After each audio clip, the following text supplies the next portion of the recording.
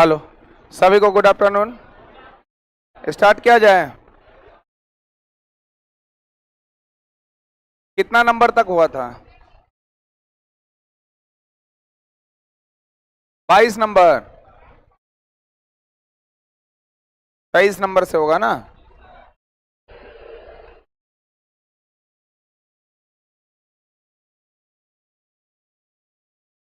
चलिए अगला हम लोग पढ़ेंगे। पॉइंट नंबर है 23। रिमोट नहीं है?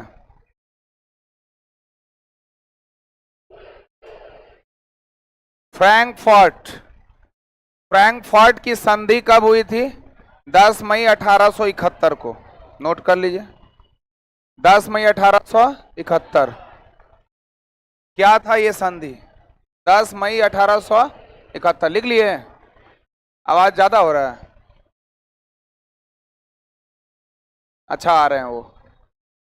पास ज्यादा है क्या? लिखे? कितना तारीख लिखे? 1871। जो फ्रैंकफर्ट है इसकी संधि फ्रांस और पर्सा के बीच हुई थी। किसके बीच हुआ था? फ्रांस और पर्सा के बीच। ये पूछेगा किसके साथ संधि हुआ था? फ्रांस और पर्सा। तो लिखिएगा उसमें पॉइंट देकर, यह संधि फ्रांस और पर्सा के बीच हुई थी।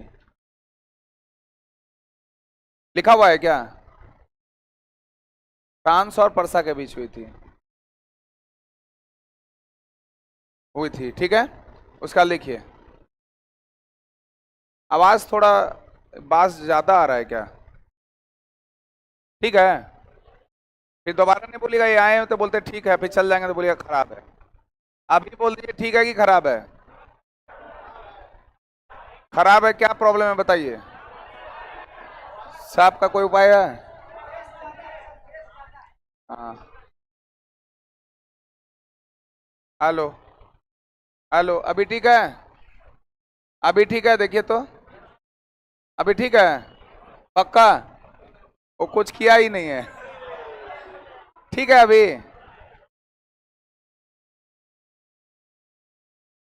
अभी ठीक है? अभी तेज करना है और कम तो यहां से हो जाएगा।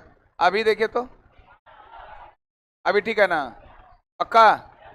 देख लीजिए। Hello hello, 1 2 3, 1 2 3, 1 2 3। ठीक है, चलिए अब आगे बढ़ते हैं। फ्रैंकफर्ट की संधि फ्रांस और किसके बीच हुआ था? पर्सा। लिखिए परिणाम। क्या हुआ इस संधि के फलस्वरूप? परिणाम। परिणाम में लिख के पहला पॉइंट देखिएगा, जर्मनी का एकीकरण। इस संधि से जर्मनी का एकीकरण संभव हो पाया। जर्मनी का एकीकरण, पहला पॉइंट जर्मनी का एकीकरण। तो जर्मनी के एकीकरण में महत्वपूर्ण योगदान दिया कौन? फ्रैंकफर्ट की संधि, जो हुआ था किसके बीच? फ्रांस और पर्सा के बीच, जो हुआ था कब? 1871 में। दूसरा पॉइंट लिखेगा, पर्सा के नेतृत्व में एक शक्तिशाली राष्ट्र का निर्माण, या पर्सा के नेतृत्व में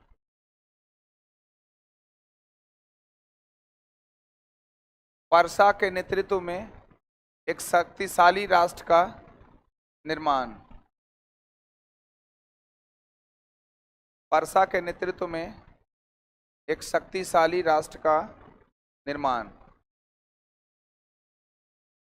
ठीक है, फिर उसके बाद अगला पॉइंट लिखिएगा, इस संधि में हुए फ्रांस के साथ, इस संधि में हुए फ्रांस के साथ, इस संधि में हुए फ्रांस के साथ अपमानजनक व्यवहार, इस संधि में हुए फ्रांस के साथ अपमानजनक व्यवहार ने, अपमानजनक व्यवहार ने प्रथम विश्व युद्ध की आधारशिला रखी। फर्स्ट वर्ल्ड वॉर, प्रथम विश्व युद्ध की आधारशिला रखी।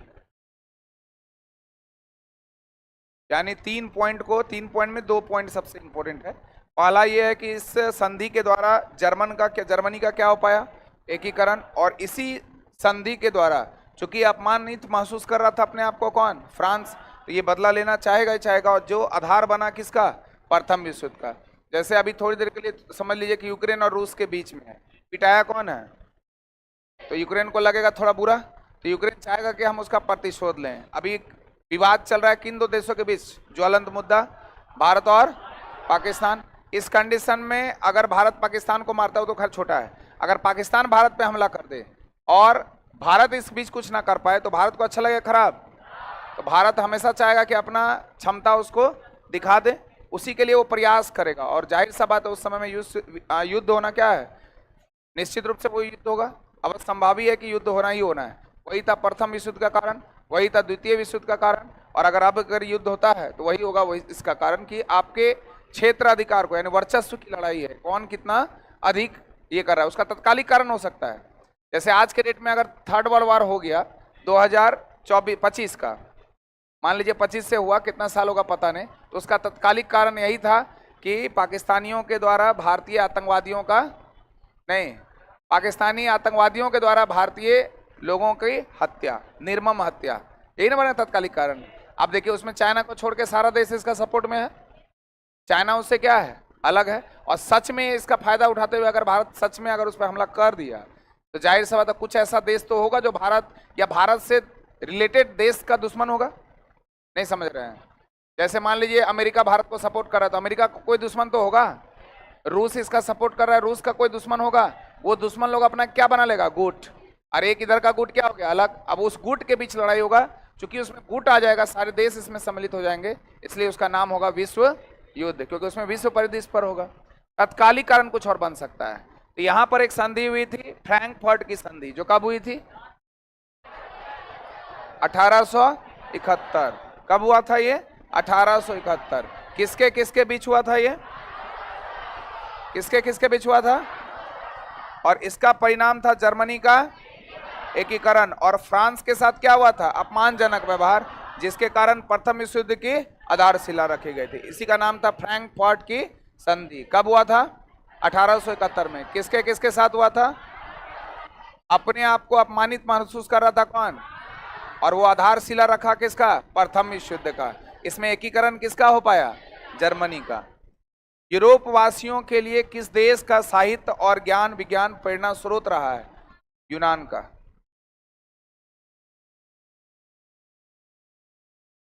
यूनान का। देखिए यूरोप वासियों के लिए किस देश का साहित्य और ज्ञान विज्ञान प्रेरणा स्रोत रहा है, सिर्फ यूरोप के लिए ही नहीं, ये एशिया वाले लोगों के लिए भी, और एशिया में खासकर किसका, भारत वाले लोगों को भी। जैसे आप लोग देखे होंगे सबसे पहले आने वाले में नाम किसका आता है, आर्यों का। अगर नामकरण में देखिएगा तो सबसे पहले आया था कौन, आर के बाद आया था कौन, ईरान के बाद आया था कौन, यूनान के बाद आया था कौन, शक के बाद आया था कौन, पहलव के बाद आया था कौन, कुषाण के बाद आया था कौन, हुन, यानी सबसे अंतिम में कौन आए थे, हुन। तो यूनानी लोग जब भारत में भी आए, यूरोप में भी तो क्रांति लाए ही लाए, और साथ में जब यूनानियों का आगमन भारत में हुआ, एशिया में हुआ, बहुत सारी चीजें हम लोगों को वो प्रदान किए। ठीक है, जैसे क्या कि ज्योतिष शास्त्र के बारे में हम लोगों को उतनी जानकारी नहीं थी, वो कौन बताया हम लोग को, यूनानी। और ये यूनानी लोग ना केवल एशिया को बल्कि यूरोप और भी कई देशों को ये सारी चीजें जानकारी दी। जैसे अभी हम क्या बोले, ज्योतिष का ज्ञान। दूसरा अगर हम बोलेंगे राशि समझते हैं, जैसे तुला, कन्या, वृष, मेष वगैरह पर राशि होता है, कितने राशि हैं, ये 12 राशियों के बारे में जानकारी कौन दिया, यूनानी दिया। जितने भी करेंसी हैं, जितने भी मुद्रा हैं, मुद्रा पर राजा का नाम पहले नहीं होता था, तो राजा का नाम और तिथि वगैरह, उस पर डेट, जैसे अभी देखिए आप, अभी करेंसी में पैसा में देखिएगा उसमें लिखा होगा भारत सरकार 2016 2017 है, सिक्कों पर लिखा है, उसमें कहीं कहीं महात्मा गांधी का फोटो होगा, जवाहरलाल नेहरू का फोटो होगा, राजेंद्र बाबू का फोटो होगा। पहले के समय में राजा रानी महारानी लोगों का, एलिजाबेथ वगैरह लोग का फोटो हुआ करता था, है ना। उसी तरह यूनानी लोग बताया कि मुद्रा में जो करेंसी है, जो सिक्का है, उस पर राजा का नाम हो, उसका तिथि हो, काल निर्धारण, इस सब के बारे में चर्चा किया कौन, यूनानी। और भी कई पॉइंट था जो खगोल शास्त्र से रिलेटेड, और भी बहुत सारे पॉइंट थे जो यूनानियों ने भारतीयों को सिखाया। ना केवल भारतीय, ना केवल एशिया, बल्कि यूरोप और अन्य देशों में भी ये जानकारियां उपलब्ध कराया कौन, यूनानी। तो लिखिएगा यूनानियों की महत्वपूर्ण देन, एक पॉइंट लिख लीजिए, यूनानियों की महत्वपूर्ण देन। पहला, सप्ताह के 7 दिन, यही बताया था सप्ताह का 7 दिन होता है, नहीं क्या दिक्कत था, 12 दिन देता तो हम लोग 12 दिन पढ़ते हैं, नहीं तो बात बराबर ही है। सप्ताह के 7 दिन, सप्ताह के 7 दिन कौन दिया, यूनानी। फिर दूसरा पॉइंट, ज्योतिष शास्त्र का ज्ञान, ज्योतिष शास्त्र का ज्ञान, ज्योतिष शास्त्र का ज्ञान। फिर अगला पॉइंट, 12 राशियों की जानकारी, 12 राशियों की जानकारी, 12 राशियों की जानकारी। तो राशि कितना हो गया? 12 राशियों की जानकारी। फिर अगला पॉइंट, सिक्कों पर, सिक्कों पर राजा का नाम तथा, सिक्कों पर राजा का नाम तथा तिथि अंकित करने की, तिथि, तिथि समझते हैं ना, डेट, तिथि अंकित करने की प्रणाली, तिथि दिनांक, तिथि अंकित करने की प्रणाली। कौन दिया ये? यूनानी। ज्योतिष शास्त्र कौन दिया? यानी 12 राशि के बारे में जानकारी कौन बताया? सप्ताह के 7 दिन कौन बताया? सिक्कों पर राजा का नाम और तिथि अंकित करने के लिए कौन बताया? ये सारी दिन किसकी थी? यूनानियों की। जैसे यूरोपीय में हम लोगों के यहाँ आया अंग्रेज, तो अंग्रेज आया तो यहाँ पर हम लोगों को रेलवे सुविधा दिया। एक्चुअल में वो रेलवे सुविधा हमारे लिए लाया था या खुद के लिए? तो जो भी काम कर रहा था अपने स्वार्थ हित की पूर्ति के लिए कर रहा था, उसका परोक्ष, इनडायरेक्टली या डायरेक्टली रूप से फायदा किसको मिल रहा था? हम लोगों को मिल रहा था। नहीं, इसके बाद अंग्रेजी शिक्षा मैकाले का आप लोग सुने होंगे, तो वो जो अंग्रेजी शिक्षा लाया वो हम लोगों के लिए लाया था या खुद के लिए? अपने लिए। लेकिन उसका फायदा किसको मिला? हम लोगों को मिला। तो यूरोप वासियों के लिए किस देश का साहित्य और ज्ञान विज्ञान प्रेरणा स्रोत रहा था? तो वो यूनानी। हर एक जगह पर आपको डेवलपमेंट यहाँ पर देखने को मिलेगा, चाहे विद्वानों के द्वारा हो, है ना, आम लोगों के बीच भी समाज काफी ज्यादा डेवलप करने लगा था। यूनानियों का ये देन था। 1829 ईस्वी की एड्रियानोपुल की संधि, ये पहले भी हम लोग चर्चा किए हैं। एड्रियानोपुल की संधि किस देश के साथ हुई थी? तुर्की और रूसिया। तुर्की को बोलते हैं यूरोप का मरीज। यूरोप का मरीज किसको कहा जाता है? तुर्की। 1829 में एड्रियानोपुल की संधि किस देश के साथ हुई थी? तो यूरोप की, सॉरी, तुर्की और रूस। तुर्की को हम लोग किस नाम से जानते हैं? यूरोप के मरीज के नाम से। ठीक है। हंगरी की राजधानी कहाँ है? बुडापेस्ट। हंगरी की राजधानी बुडापेस्ट। नॉर्मल क्वेश्चन है, ज्योग्राफिकल क्वेश्चन है ये है आपका कौन सा देश? हंगरी। किस महादेश में है ये? यूरोप में है। और इसकी राजधानी क्या है? बुडापेस्ट। बुडापेस्ट है ना। और अभी हम लोग थोड़ी देर पहले ही पढ़ रहे थे, इससे सटा हुआ है कौन? ऑस्ट्रिया। ऑस्ट्रिया के बारे में चर्चा किए थे। इधर रोमानिया, ये यूक्रेन का देखिए, अभी चर्चा कर रहे थे हम लोग। यूक्रेन का बॉर्डर भी इससे क्या करता है? टच। स्लोवाकिया का भी बॉर्डर क्या करता है? टच। खैर ये सब ज्योग्राफिकल कंडीशन में बन जाएगा। तो एक दो पॉइंट जो हिस्टोरिकल है उसको याद रखना है। हंगरी की राजधानी कौन है? बुडापेस्ट। और ये आपका जो हंगरी दिख रहा है यहाँ आसपास, याद रखना है कि ये देश ऑस्ट्रिया, ऑस्ट्रिया के साथ इसका टच है। किसका? हंगरी का। ऑस्ट्रिया का था कौन? हिटलर। हिटलर ऑस्ट्रिया का था ना। जर्मनी का। मूल निवासी कहाँ का था? और हिटलर का जन्म ऑस्ट्रिया में हुआ था और वो चांसलर बना था कहाँ का? फ्रांस में जैकोबियन क्लब की स्थापना किसने किया था? Maximilian Robespierre. Maximilian Robespierre. कब किया था? 19 नवंबर 1789 को। लिख लेना है, 19 नवंबर 1789। फ्रांस की क्रांति कब हुई थी? 1789। 19 नवंबर 1789 को फ्रांस में जैकोबियन क्लब की स्थापना की थी कौन? मैक्समिलियन। देखिए मैक्स अलग कर दिए, मिलियन, मिलियन रॉबस्पियर। रॉबस्पियर। जैकोबियन क्लब एक प्रकार का क्या था? क्लब था जहां पर हर एक लोग विचार विमर्श करते थे वहां, है ना, एक तरह का संगठन, क्या बोल सकते हैं इसको? एक तरह का ये संगठन था, ऑर्गेनाइजेशन के रूप में ये काम करता था। जब आप लोग का टीपू सुल्तान के बारे में हम चर्चा किए थे पिछले क्लास में, जब एंग्लो मैसूर युद्ध के बारे में बताए थे, तो शेरे मैसूर के नाम से किसको जाना जाता है? टीपू सुल्तान किसका पुत्र था? हैदर अली। हैदर अली का। और वो टीपू सुल्तान जैकोबियन क्लब का सदस्य बना था, बताए थे। स्वतंत्रता का वृक्ष लगाया था कौन? टीपू सुल्तान। तो बताइए टीपू सुल्तान की मृत्यु किस आंग्ल मैसूर युद्ध के दौरान हुई थी? चौथा। कब हुआ था? और हैदर अली की मृत्यु दूसरा। कब हुआ था? 1782। फ्रांस में आतंक का शासन का संस्थापक कौन था? Maximilian Robespierre. मिलियन है ये, मैक्समिलियन रॉब्सपियर, इसको बोलते हैं आतंक का शासन का संस्थापक। फ्रांस में आतंक का शासन का संस्थापक किसे कहा जाता है? मैक्समिलियन रॉब्सपियर को। 93-94 के दशक में पूरा दहशत था इसका। Maximilian Robespierre. इससे पहले वाला क्वेश्चन क्या था? उसके संस्थापक थे कौन? समाजवादी भावना का उदय कब हुआ था? 18वीं शताब्दी में औद्योगिक क्रांति के फलस्वरूप। 18वीं सदी में औद्योगिक क्रांति की शुरुआत इंग्लैंड में सबसे पहले हो गई थी।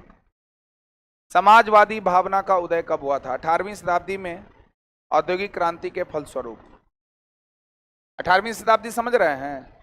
1700 से कितना, लगभग 1800 तक, ईस्वी तक के काल को हम लोग क्या बोलेंगे? 18वीं शताब्दी कहेंगे। 18वीं शताब्दी में औद्योगिक क्रांति के फलस्वरूप। यहाँ दो शब्द आया है, एक है आपका समाजवाद और एक है आपका औद्योगिक क्रांति। तो समाजवाद का मतलब कितने लोग जानते हैं? हाथ उठाइए। कौन कौन बताएंगे समाजवाद का मतलब? हाथ उठाइए जो जो बोलना चाहते हैं। समाजवाद मतलब नहीं पता? बोलिए। समाज के द्वारा क्या जा रहा है? ये आप कहीं पढ़े हैं या बना के बोल रही? पढ़े हैं। और कौन हाथ उठाए? हाँ बोलिए, आप बोलिए। कहीं पढ़े हैं या बना के बोल रही हैं कि लगता है समाजवाद यही होगा? यही पढ़े हैं लाइन, समाज के हित में। किस किताब में? मतलब मेरा कहने का अर्थ है पढ़े हैं नहीं। कभी कभी क्या होता है ना, जैसे क्वेश्चन है, कुछ क्वेश्चन ऐसा आता है जो लगता है बता सकते हैं और बता देते हैं, जरूरी नहीं कि वो सही होगा। नहीं, जैसे आकाश गंगा, नाम क्या है? मान लीजिए जिंदगी में कभी नहीं सुने, आप तो जानते हैं आकाश गंगा ऊपर होता है कि नीचे, लेकिन मान लीजिए कभी कोई स्टूडेंट नहीं सुना, पहली बार सुना आकाश गंगा, तो क्या क्या बोलने का प्रयास करे? गंगा नदी है, आकाश है, जिस आकाश में गंगा नदी बहती है वो क्या है? आकाश गंगा। तो हम ये कहना चाह रहे हैं कि समाजवाद का प्रॉपर अर्थ आप पढ़े हैं या फिर बनाकर बोल रहे हैं? बना के बोल रहे हैं तो जो पढ़े हैं वो आंसर बोलिए। हाँ बोलिए। हाँ ये देखिए, ये हुआ आपका डेफिनेशन। बोलेगा सर आपको कैसे पता हम पढ़े नहीं? कि हम भी तो यही पढ़े होंगे, आप पढ़े होंगे, लेकिन वो बोलचाल की भाषा है जो आप पढ़ा हुआ बता रहे हैं ना। सुनने में ऐसा लगता है समाजवाद जो समाज के लिए काम करे, समाजवाद नहीं। गृहिणी का मतलब जो घर के लिए काम करे, गृहिणी, यही ना हुआ? बोल ही नहीं रहे हैं। विद्यार्थी जो विद्या अर्न कर रहे उसको क्या बोलते हैं? विद्यार्थी। हिमालय, जैसे हिम जो राल है, हिमालय। तो अभी क्या हम बोले, समाजवाद का मतलब हो गया जो भी उत्पादन होगा, ये आपके पॉलिटी में भी शब्द है, हम भारत के लोग भारत को संपूर्ण पर, उसमें समाजवाद शब्द आता है।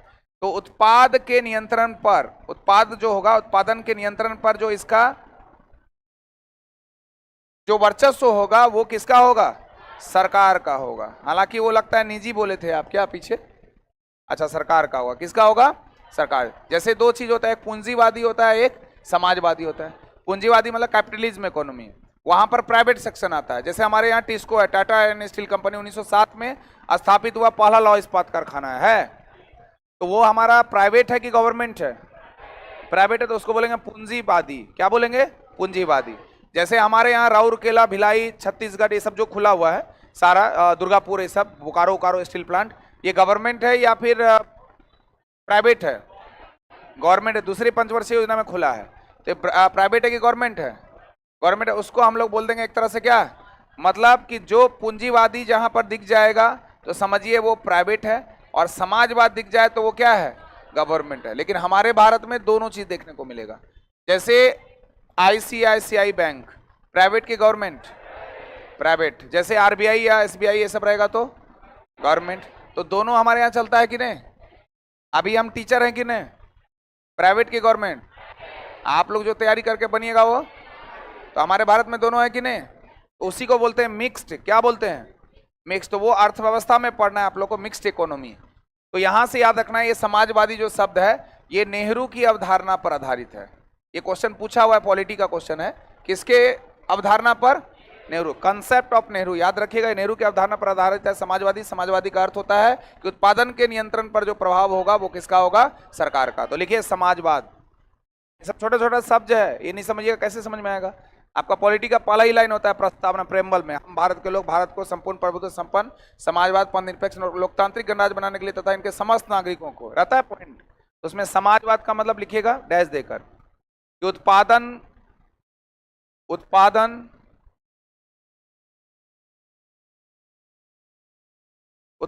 पर सरकार का स्वामित्व होता है। उत्पादन पर सरकार का स्वामित्व होता है। अगर स्वामित्व ना लिख पाए तो ऐसे लिख लीजिएगा, स्वामित्व होता है, हक। उत्पादन पर सरकार का स्वामित्व होता है, उसी को हम लोग क्या बोलते हैं? समाजवाद। फिर उसी का दूसरा पॉइंट में लिख लीजिएगा, या जवाहरलाल नेहरू, जेएल नेहरू, या जवाहरलाल नेहरू की अवधारणा पर आधारित है, या जवाहरलाल नेहरू की अवधारणा पर आधारित है। एक शब्द हो गया समाजवाद, क्लियर है? तो बोल रहा है समाजवादी भावना का उदय जो है कब हुआ, है ना? तो ये हुआ आपका 18वीं शताब्दी में औद्योगिक क्रांति के फलस्वरूप। अब दूसरा शब्द आ रहा है औद्योगिक क्रांति, इंडस्ट्रियल रिवोल्यूशन, यही ना है? दूसरा शब्द क्या आ रहा है? औद्योगिक क्रांति। और हम लोग को पता है कि औद्योगिक क्रांति जो है, औद्योगिक क्रांति की शुरुआत सबसे पहले कहां हुई? ब्रिटेन में हुआ। आखिर क्या वजह था कि ब्रिटेन में सबसे पहले औद्योगिक क्रांति हुआ और 18वीं शताब्दी में? हाँ, क्योंकि यहां पर कच्चे माल की उपलब्धता अधिक थी। कच्चे माल मतलब रॉ मटेरियल, तो रॉ मटेरियल अधिक था, उसकी आपूर्ति हो जा रही थी। तो कच्चे माल रॉ मटेरियल की उपस्थिति के कारण ही ब्रिटेन में सबसे पहले औद्योगिक क्रांति की शुरुआत हुई। अब सर कच्चे माल यहाँ से ही क्यों प्राप्त हो रहे थे, मतलब इनके पास क्यों हो रहे थे? क्योंकि इनके कॉलोनीज ज्यादा थे कि कम? ज्यादा। तो अत्यधिक उपनिवेश रहने की वजह से कच्चे माल अधिक मिल रहे थे, और उस कच्चे माल की वजह से औद्योगिक क्रांति की शुरुआत कहाँ हुई? इंग्लैंड में। तो लिखिएगा औद्योगिक क्रांति, वैसे ही टर्म लिख करके लिख लीजिए आप लोग, अगर अपने समझ जाइएगा तो। औद्योगिक क्रांति कहाँ हुआ? ब्रिटेन में। ब्रिटेन में क्यों हुआ? क्योंकि कच्चे माल की आपूर्ति हो जा रही थी। कच्चे माल की आपूर्ति क्यों हो पा रही थी? क्योंकि इसके ब्रिटेन के उपनिवेश अधिक थे। उपनिवेश का मतलब समझते हैं? कितने लोग हाथ उठाइए। ये भी नहीं समझ में आएगा तो फिर गड़बड़ है। उपनिवेश का मतलब हो गया कि कोई भी देश आप उसके अधीन है, कंट्रोल में है, गुलाम है। शॉर्ट टर्म में क्या बोलेंगे? गुलाम है, उसको हम लोग क्या बोलते हैं? उपनिवेश बोलते हैं। जैसे कॉलोनीज बोलते हैं उसको इंग्लिश में, कॉलोनी। जैसे भारत, भारत ब्रिटेन का क्या था? उपनिवेश। अमेरिका ब्रिटेन का क्या था? उपनिवेश। ये सब गुलाम था। अमेरिका भी गुलाम था किसका? लिख लिए। तो औद्योगिक क्रांति सबसे पहले ब्रिटेन में होने का कारण कच्चे माल की आपूर्ति, कच्चे माल बहुत ज्यादा, रॉ मटेरियल ज्यादा मिल जाता। रॉ मटेरियल समझते हैं? जैसे चीनी का उत्पादन करना है तो रॉ मटेरियल गन्ना होगा या चुकंदर होगा, यही ना होगा? गन्ना या चुकंदर। बिस्किट बनाना है, मैदा चाहिए, तो मैदा के लिए जो चाहिए वो रॉ मटेरियल वो चाहिए। जैसे आपको रोटी बनाना है तो रोटी के लिए आटा चाहिए, आटा के लिए गेहूं चाहिए, तो गेहूं का फसल हो गया, तो गेहूं आपका क्या हो गया? रॉ मटेरियल हो गया। लिख लिए इसको। तो समाजवादी भावना का उदय तब हुआ जब 18वीं शताब्दी में औद्योगिक क्रांति का फलस्वरूप, मतलब औद्योगिक क्रांति हुई तब लोग समाज के बारे में, जो आप लोग पॉइंट बोले वो भी सही है, वो हो गया बोलचाल की भाषा में, और ये हो गया टेक्निकल कि जब उत्पादन पर नियंत्रण किसका हो? समाज। और समाज का मतलब होता है सरकार को लेकर, और सरकार जब करेगा, सरकार और समाज जब करेगा तो जाहिर सी बात है एक दूसरे से क्या है? कोरिलेट है। जैसे सपोज करिए अभी कोई शराब का दुकान यहाँ लगाएगा, बिहार में मना है? बिहार में मना नहीं है। यहाँ पर मान लीजिए कोई शराब दुकान खोल दे, अभी अगर खोलना चाहेगा एक अच्छा बिजनेसमैन तो यहीं खोलेगा, आज एजुकेशन के जस्ट बगल में। बोलेगा इसके जा सर के यहाँ स्टूडेंट लड़का लड़की लोग खूब आता है पढ़ने के लिए, बीपीएससी वाला खूब अच्छा पढ़ता है, उन लोग को दे दो, एक एक ठेपी सबको दे देगा, ठीक? आज सब पी के आएगा, बड़ा मजा आया पढ़ने में। नहीं, मूड बन जाएगा कि नहीं? बोलते ही नहीं है। लेकिन वही हो सकता है, ये हो गया प्राइवेट, समझिएगा। अब वहां से मेरे को पैसा ज्यादा मिल रहा है कि कम? आप लोग के पास जो है कि घूंट सबको दे रहे हैं तो पैसा ले रहे हैं कि फ्री में पढ़ा दे रहे हैं? पैसा ले रहे हैं, तो पैसा दे रहे हैं, तो पैसा में वहां जो दुकान खोला है उसको पैसा ज्यादा मिल रहा है कि कम?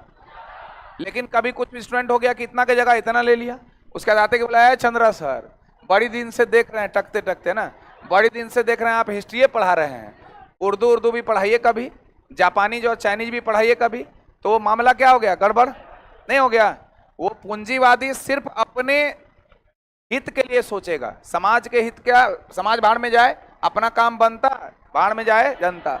वो वाला हाल है। लेकिन जब समाजवादी सोच डेवलप होगा तो हर एक लोगों के बारे में वो क्या करेगा, सोचेगा। जैसे हर एक लोगों के बारे में एक सोच है कि स्मोकिंग सार्वजनिक जगह पर नहीं करना चाहिए। अगर स्मोकिंग सार्वजनिक जगह पर नहीं करना चाहिए, करता है तो किस आर्टिकल का उल्लंघन करता है बताइए? आर्टिकल 21। स्वच्छ वायु लेने का अधिकार आपको निजता का अधिकार में ही है। और स्वच्छ वायु थोड़े दे रहा है, वो खराब वायु दे रहा है। तो आर्टिकल 32 के तहत उसको कहां घसीटिएगा? चलिए आगे बढ़ते हैं। औद्योगिक क्रांति के फलस्वरूप, औद्योगिक क्रांति जैसे ही दिमाग में गया तो B10 गया, रॉ मटेरियल्स गया, कॉलोनीज गया, उपनिवेश। तो औद्योगिक क्रांति के फलस्वरूप आर्थिक दृष्टि से समाज का विभाजन किन दो वर्गों में हो गया था? पूंजीपति वर्ग और श्रमिक वर्ग। पूंजीपति वर्ग और श्रमिक वर्ग। अब हम लोग क्या देखते हैं कि औद्योगिक क्रांति मतलब हमने स्थापित कर दिया क्या? उद्योग।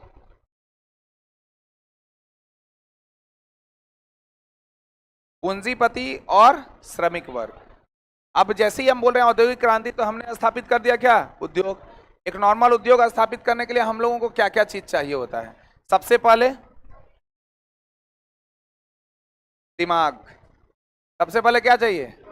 बिना दिमाग का तो सारा पैसा वेस्ट कर दीजिएगा। सबसे पहले दिमाग। उसके बाद मेन जो आता है वो है पूंजी। क्या आता है? उद्योग तभी स्थापित कीजिएगा जब पॉकेट में क्या है? आप सोच रहे हैं कि पता है हम एक ड्रोन ऐसा बनाए जो हर घर जाकर 1 घंटा कोचिंग पढ़ा दे और उस ड्रोन में हर टीचर को बैठा दें और ले जाकर पढ़ा दे। लेकिन आप उस ड्रोन को ला सकते हैं क्योंकि आपके पास पैसा नहीं है। अब अगर अरबपति हैं तो ड्रोन जैसा हेलीकॉप्टर टाइप का कुछ बना लीजिएगा और सब घर में ले जाकर पढ़ाएगा कि नहीं? बोलते ही नहीं है। अरे हम एग्जाम्पल बोले हैं और ये एग्जाम्पल आने वाला 8-10 साल में यही सब दिखेगा आपको। जो अभी कुरियर का काम करता है ना खाने वाला, जोमेटो से मंगाए कभी? कैसे ऑर्डर करते हैं आ जाता है। कुछ दिनों के बाद चलेगा ड्रोन टेक्नोलॉजी, क्योंकि ये ट्रैफिक बहुत ज्यादा बढ़ जाएगा। पॉपुलेशन बढ़ रहा है कि घट रहा है? अगर प्रकृति को अगर संतुलित करना है तो मारेगा सबको तो बैलेंस हो जाएगा, नहीं तो इसका जनसंख्या क्या हो जाएगा? बहुत बढ़ जाएगा। तो ये ट्रैफिक कंट्रोल कर पाएगा कोई नहीं। तब ट्रैफिक हम लोग कहां से चलेंगे? हवा मार्ग से। हवाई मार्ग में ज्यादा ट्रैफिक अभी फिलहाल नहीं है। तब उस समय में आएगा किसका? Drone technology. हर घर के पास आएगा ड्रोन। बोलिए सर कहाँ चलना है? बोले वहाँ वो वाला क्लास में जाना है। रास्ते में आप पढ़ते चलिए, हम लोग का कोचिंग रास्ता में ही खुला रहेगा। ड्रोन उड़ रहा है बाहर में, देख रहे हैं चंद्रा सर पढ़ा रहे हैं। ड्रोन टेक्नोलॉजी अभी आने वाला 8-10 साल में। आप सुन रहे हैं ना? 8-10 साल के बाद याद कीजिएगा सर बोले थे ड्रोन टेक्नोलॉजी बहुत जबरदस्त। तो उद्योग जो स्थापित हुआ उसके लिए आपको क्या चाहिए? पूंजी। और पूंजी है तो आपको लैंड पार्ट चाहिए, भूमि होना चाहिए कि नहीं? पूंजी पैसा है तो भूमि खरीद लिए। और भूमि उन जगहों पर खरीदेंगे जहां पर रॉ मटेरियल हो। अगर सपोज करिए कि हमको यहाँ पर चीनी का उत्पादन करना है तो चीनी के उत्पादन के लिए रॉ मटेरियल क्या चाहिए? गन्ना। हमारे पास गन्ना हो ही नहीं रहा है तो हम यहाँ रॉ मटेरियल यहाँ पर फैक्ट्री खोलेंगे। तो उन जगहों पर फैक्ट्री खोलेंगे जहां पर रॉ मटेरियल हमारे आसानी से मिल जाए। तो कच्चे माल की उपलब्धता जहां होगा वहां खोलेंगे, यही ना? और ये सब को रेगुलेट करेगा कौन? श्रमिक। श्रमिक मतलब किसान। किसान बोलिए, मजदूर बोलिए, मजदूर। तो श्रमिक भी 2 प्रकार का होता है, एक होता है स्किल्ड और एक होता है अनस्किल्ड। मतलब एक होता है जो स्किल्ड है, स्किल्ड का मतलब हर चीज का जानकारी। जैसे आपको बोले कि कंप्यूटर चलाने वाला, आप चलाते हैं खुरपी कुदाल। खुरपी कुदाल मतलब आप खेतिहर हैं और आपको हम दे दिए काम किसका? कंप्यूटर का। तो कंप्यूटर 2 दिन में टूट जाएगा कि नहीं? आप खुरपी कुदाल जैसा ही मारेगा दे दनादन। और जो खुरपी कुदाल का आदमी है उसको दे दिए कंप्यूटर चलाने के लिए, वो चला पाएगा? सब उल्टा पुल्टा हो जाएगा। तो स्किल्ड लेबर चाहिए। कैसा लेबर? स्किल्ड लेबर चाहिए। और ये सारा कच्चा माल जो बनेगा इसके लिए आपको एक मार्केट चाहिए। क्या चाहिए? बाद बाकी और भी नेसेसरी चीजें जैसे पानी, बिजली, टेक्नोलॉजी, ये सब सारा चीजें जिससे उद्योग स्थापित होगा। लेकिन सबसे बड़ा चीज है क्या? मार्केट। और इस मार्केट तक पहुंच बनाने के लिए आपको चाहिए परिवहन। क्या चाहिए? तो जब ये सारा चीज डेवलप्ड होगा तभी एक उद्योग आपका स्थापित हो सकता है। इसमें 2 वर्ग, एक ऐसे वर्ग जो उद्योग को स्थापित करने में अपना खर्चा करेगा क्या? पैसा, तो उसको हम लोग क्या बोलेंगे? पूंजीपति। क्या बोलेंगे? पूंजीपति। और एक वर्ग जो श्रमिक वर्ग है जो काम करेगा उसको क्या बोल दिए? श्रमिक वर्ग। तो यही लिखा है कि औद्योगिक क्रांति के फलस्वरूप आर्थिक दृष्टि से समाज का विभाजन किन 2 वर्गों में हुआ था? तो 2 वर्गों में हुआ था। एक वर्ग कौन था? जो उसको प्लान को लगाया था, और दूसरा था उसमें जो खटने का काम किया था, कौन? श्रमिक। तो पूंजीपति वर्ग और श्रमिक वर्ग। कौन कौन वर्ग बोले? पूंजीपति और श्रमिक वर्ग। यूटोपियन, स्वप्नदर्शी और वैज्ञानिक समाजवाद का नाम किनके द्वारा प्रतिपादित किया गया? मार्क्सवादी विचारकों के द्वारा। मार्क्सवादी विचारकों के द्वारा।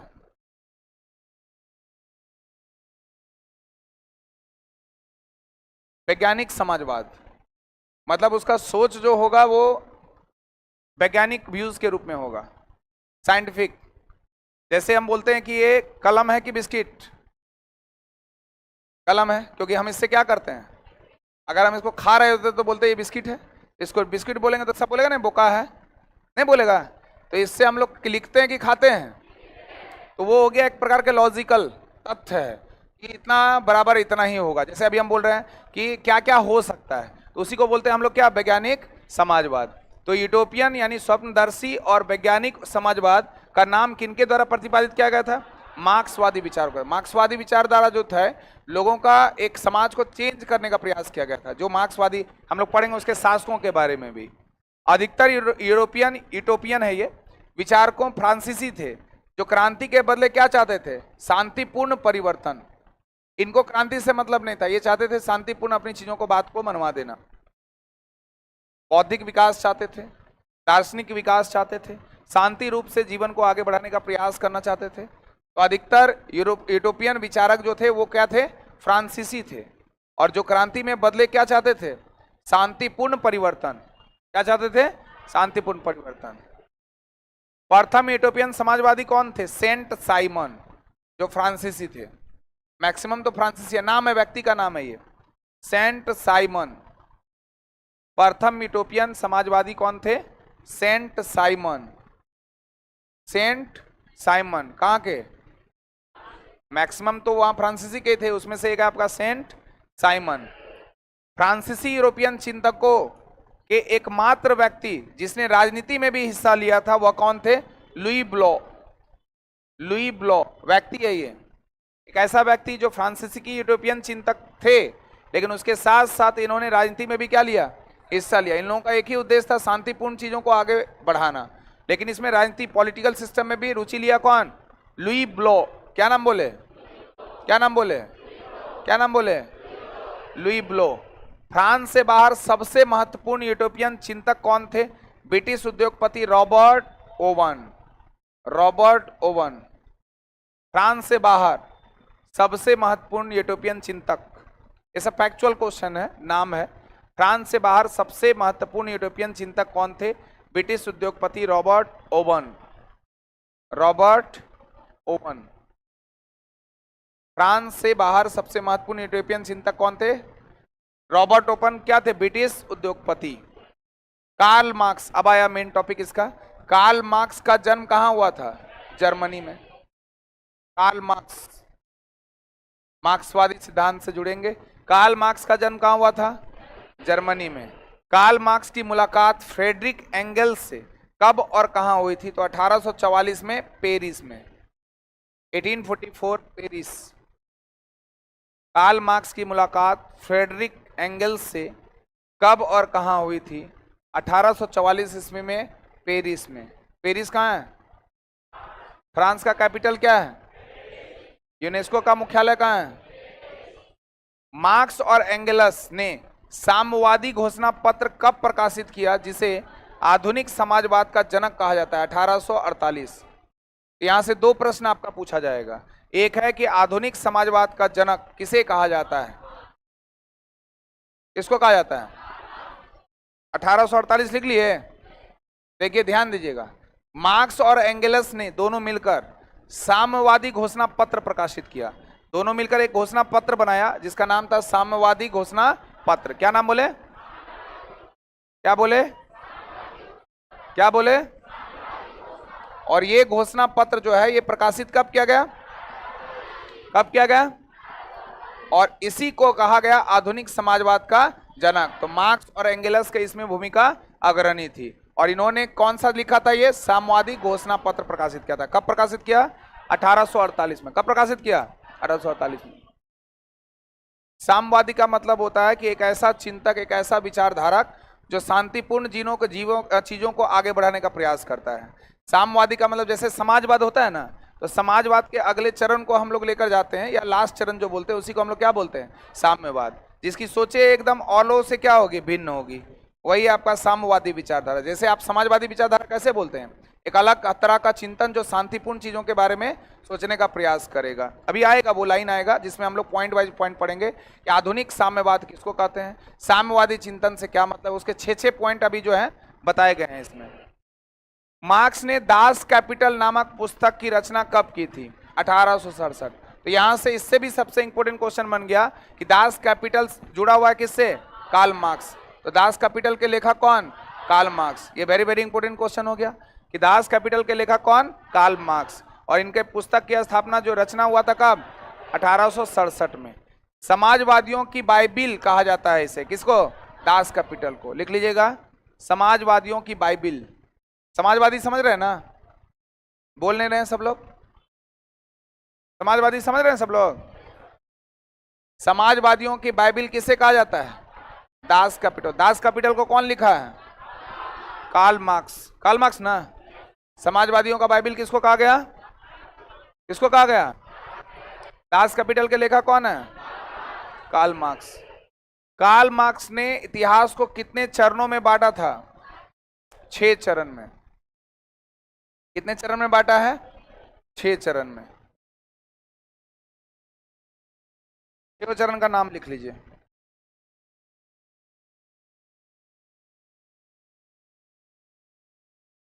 पहला लिखिए आदिम साम्यवादी युग। लिखना होगा यस सर, आदिम साम्यवादी युग। आदिम साम्यवादी, पीछे दिख रहा है कि और बड़ा लिख दें? आदिम साम्यवादी युग। दूसरा लिखिए दासता का युग। आदिम, आदिम जनजाति होता है ना,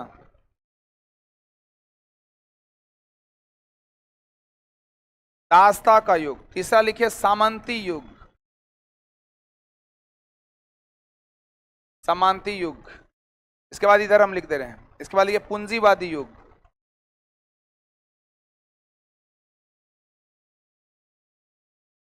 पूंजीवादी युग। इसके बाद लिखिए समाजवादी युग।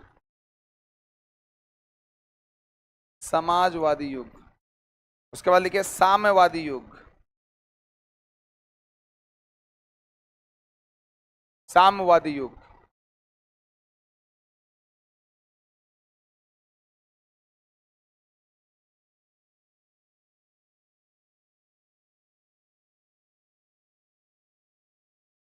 लिखे? कार्ल मार्क्स ने इतिहास को कितने चरण में बांटा है? कितने चरणों में? 6 चरणों में। पहला क्या बोले? आदिम साम्यवादी युग। आदिम का मतलब था पुराना। 2 तरह का सोच है ना, जैसे आपकी सोच और आपके पापा की सोच सेम है कि अलग? आपके पापा कुछ अलग तरीके से सोचते होंगे और आज के जनरेशन में आप कुछ अलग तरीके से। अभी वाला सब आदमी हो गया AI, आर्टिफिशियल इंटेलिजेंस। अब पहले वाला थोड़ा अलग था ना, दोनों में सोच में क्या था? अंतर। तो आदिम साम्यवादी मतलब साम्यवादी कौन? पहले वाला। तो इसके बारे में हम लोग चर्चा करेंगे। तो पहला पॉइंट पहले हम लोग देख ले, कौन सा है? आदिम साम्यवादी युग। कौन सा युग बोले? आदिम साम्यवादी। दूसरा क्या बोले? दास्ता का युग। दास्ता समझते हैं? दास्ता क्या होता है? दास्ता, दास्ता मतलब गुलाम। दास्ता मतलब गुलाम। तो गुलामी का युग। दास्ता मतलब गुलाम। जैसे मेरे दास्ता को आपने एक्सेप्ट किया तो मेरे गुलामी को आपने क्या किया? एक्सेप्ट किया। तो दास्ता का युग। उसके बाद क्या है? सामांतिक। सामांतिक का मतलब होता है किसी के अधीन रहना। जैसे कोई राजा महाराजा है ना, और उसके अधीन कोई खेतिहर है जो काम कर रहा है, या श्रमिक है जो काम कर रहा है, या मजदूर है जो काम कर रहा है, तो उसको बोलते हैं सामंत। क्या बोलते हैं? उसी से जन्म लिया सामंती व्यवस्था। क्या नाम लिया? क्या जन्म लिया? सामंती व्यवस्था। तो ये था सामंती युग। कौन सा युग था? इसके बाद था कौन? पूंजीवादी युग, जहां पर जो भी उत्पादन होगा उस पर नियंत्रण किसका होगा? निजी क्षेत्रों का होगा। मतलब इसमें सिर्फ और सिर्फ अपने विकास के बारे में वो सोचेगा, दूसरे के विकास में ज्यादा सोचने की जरूरत नहीं है। ये आपका कैपिटलिज्म यानी पूंजीवादी युग। समाजवादी युग बता चुके हैं, जो किसके बारे में सोचेगा? आज के बारे में। साम्यवादी युग ये आदिम था। आदिम मतलब प्राचीन। और ये साम्यवादी युग कब का है? नवीन होगा, मतलब जिसमें नया सोच, नया दर्शन, नया सोच के बारे में चर्चा करेगा, वो है आपका ये साम्यवादी युग। और ये आदिम साम्यवादी युग कब का? पुराना। कितना पॉइंट बताया है? अब उस 6 में बताइएगा आप लोग बिना देखे इधर, क्या उसमें सामंती युग था?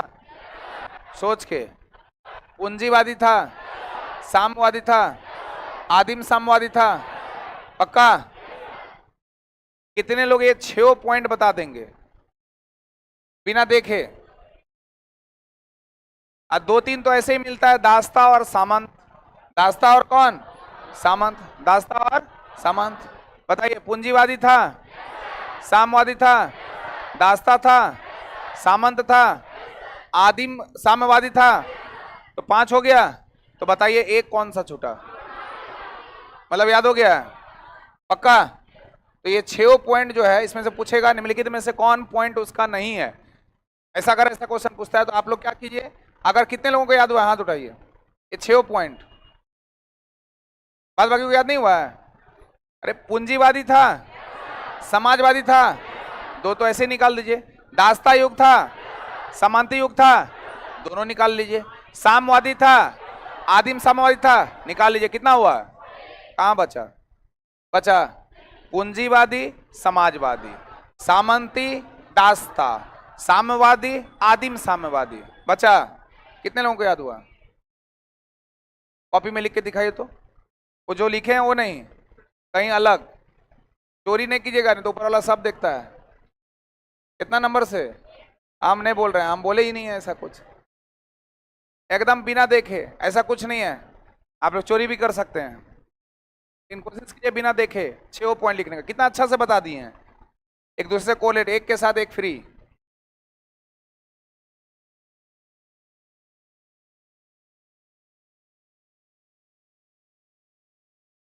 कल से स्पीड पकड़ लेगा, क्योंकि इसके लास्ट में आएगा आपका इंडो चाइना वाला पोर्शन, आपको आसानी से समझ में आएगा। हो गया? कितने लोगों का हुआ हाथ उठाइए। लिख लिए? उसमें पूंजीवादी लिखे हैं क्या? तो जब पूंजीवादी लिखे उसके साथ क्या हो जाएगा? समाजवादी। साम्यवादी लिखे हैं क्या? तो साम्यवादी के साथ क्या हो जाएगा? आदिम साम्यवादी। नहीं हो जाएगा? और एक है आपका दास्ता, और उसके साथ क्या लिखे हैं? सामंतवादी। नहीं होगा? तो कितना पॉइंट हो गया? आज की सभा यहीं पर समाप्त।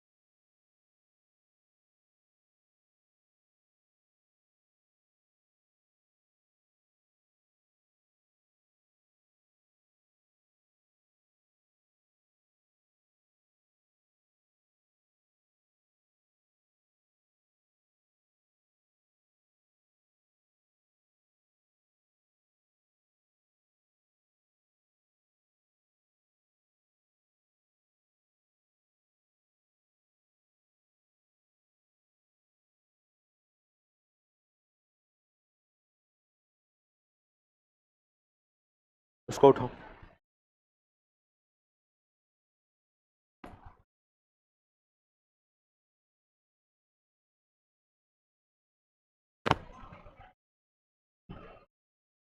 कल कहां तक बताए थे? कहां तक बताए थे? 49 तक।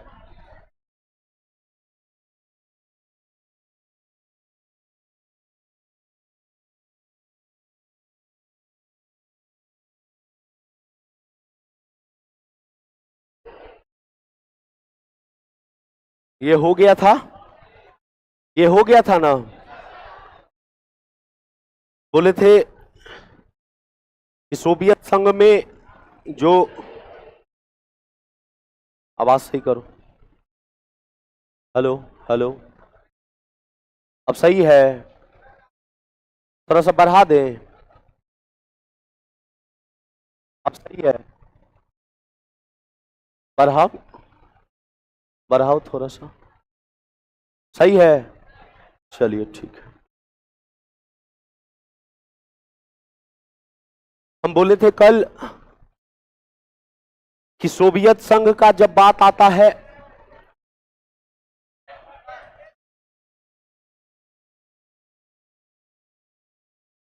एक बार बोलिए कि क्या करना है नहीं करना है। बेस कम करो, बेस पसंद नहीं है वो।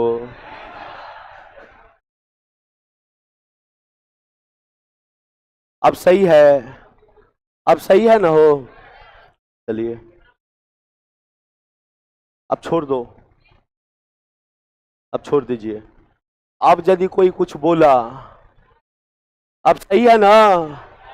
चलिए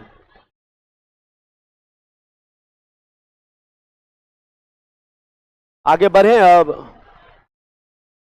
तो हम बोले थे कि जब सोवियत संघ का बात आता है, तो जब अर्थव्यवस्था के तौर पे देखिएगा तो दो गो अर्थव्यवस्था, एगो समाजवादी और एक दूसरा पूंजीवादी। और सोवियत संघ में पूंजीवादी था या समाजवादी था? समाजवादी। और बोले थे कि समाजवादी में, समाजवादी अर्थव्यवस्था में सरकार का हस्तक्षेप बहुत ज्यादा होती है।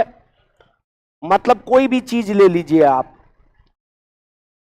चाहे हींग से लेकर के हल्दी तक, वो सारा का सारा जो होगा, सारे वस्तु का जो प्राइस होगा, जो मूल्य होगा, वो बाजार मूल्य तय करेगा या सरकार तय करेगा? सरकार तय करेगा। इसी को समाजवादी अर्थव्यवस्था कहते हैं। और पूंजीवादी अर्थव्यवस्था में बाजार पे छोड़ दिया जाता है सब कुछ। तो सोवियत संघ में पूंजीवादी अर्थव्यवस्था था या समाजवादी अर्थव्यवस्था? और समाजवादी अर्थव्यवस्था होगा तो सारा का सारा पावर किसके पास होगा? केंद्र के पास होगा।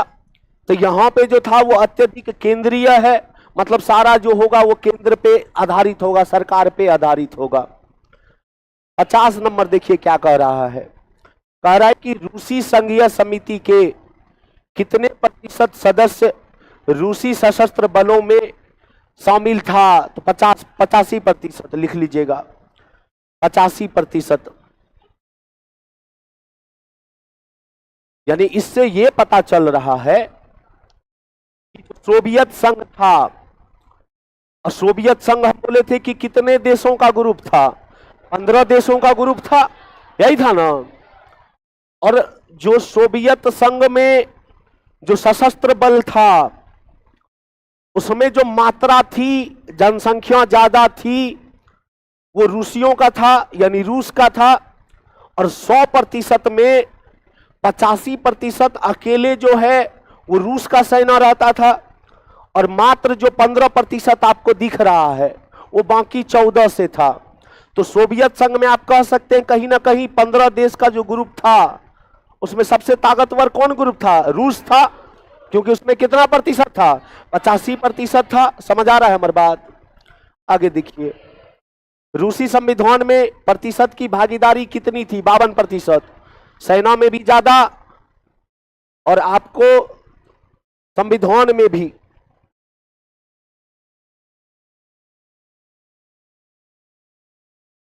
ठीक है,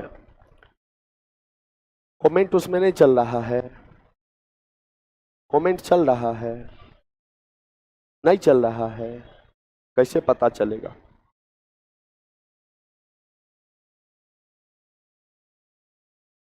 चलिए ऑनलाइन वाला मैसेज करते रहना। आगे बढ़े, अब ध्यान से समझिए। केंद्रीय सरकार ने जम्मू कश्मीर और आंध्र प्रदेश के निर्वाचित सरकार को बर्खास्त कब कर दिया गया? 1980। अब हमारी बात को समझिए पहले।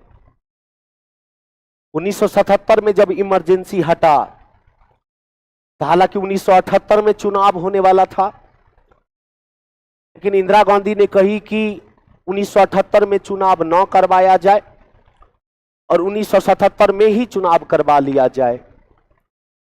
इंदिरा गांधी को लगा कि हम बोलेंगे और हम जीत ही जाएंगे, लेकिन जब 77 का चुनाव हुआ, इंदिरा गांधी मुंह के बल गिरी और इंदिरा गांधी का जो पार्टी था, हालांकि दो गो कांग्रेस था उस समय, एगो कांग्रेस ओ और दूसरा कांग्रेस आर। तो इंदिरा गांधी जो थी वो कांग्रेस आर से थी और इंदिरा गांधी हार जाती है। पहली बार भारत में गैर कांग्रेसी सरकार का गठन होता है, जनता दल की सरकार बनती है।